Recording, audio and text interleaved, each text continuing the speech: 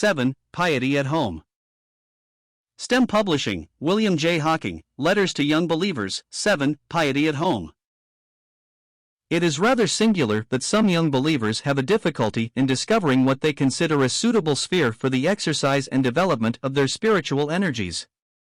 They imagine that if they were only going out as missionaries to the deadly Congo or to some lonely Pacific isle, they would have opportunity to display to the world such Christian heroism and self-sacrificing devotion as have rarely been seen. They are overwhelmed by the fact, we all are for that matter, that of the 1,500,000,000 inhabitants of this world, it is computed that only 400 million profess the name of Christ, a proportion of a little more than 1 in every 4. But because they seem as yet unable to originate and carry out some gigantic scheme for the blessing of mankind generally, they are still waiting for an opening to take part in some grand Christian enterprise. Allow me to say to such ambitious souls that the first thing expected from you is to show piety at home. You must not expect to begin at the top rung of the ladder. You should remember that David, who was eventually raised to be king over Israel, commenced his career by keeping his father's sheep. So that you have not to travel thousands of miles to find your sphere. You are already in it. I recollect the first time I came to London from the country, asking a policeman where Hyde Park Corner was. The officer, with imperturbable gravity, pointed above my head where I read for myself Hyde Park Corner in big capitals. I was already there. So is it with many young persons with more modest aims than the above. They are very desirous of something to do in the way of Sunday school teaching or of preaching.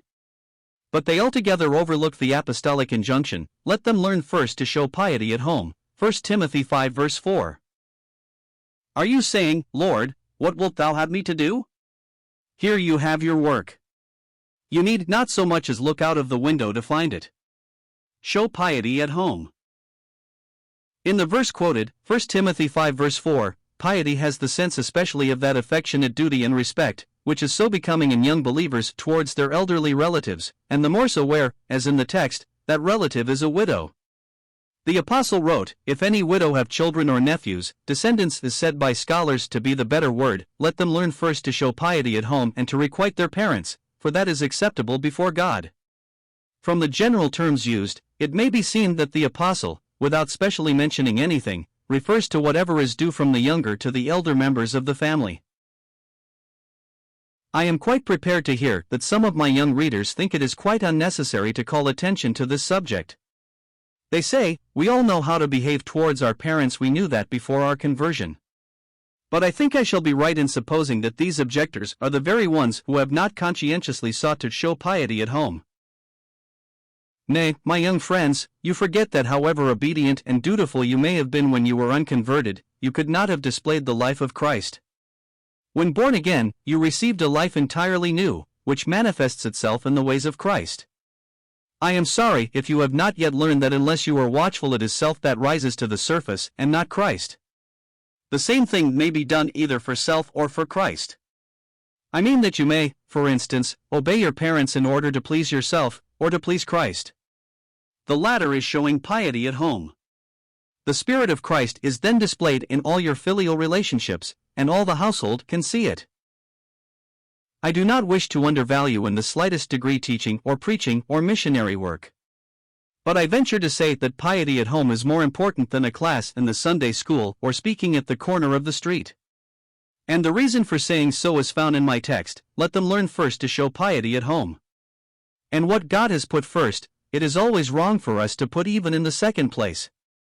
How much more to neglect it altogether?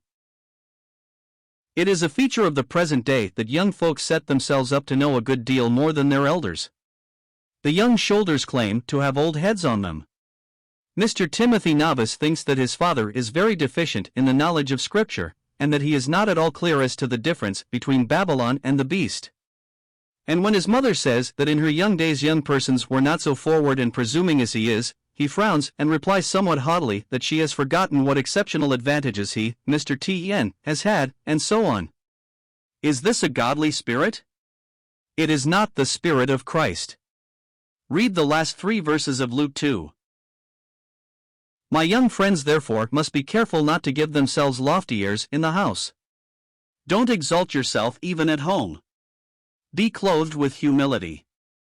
Remember too, that the great secret of showing piety at home is in the exercise of self-denial. Love yourself and please yourself last.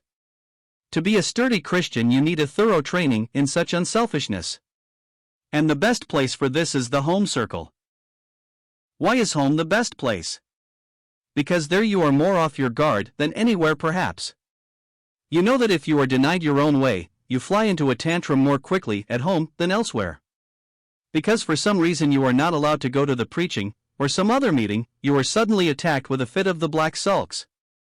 You don't mind showing off before your parents. But why should you keep your sweetness for your Christian friends and your sourness for your family?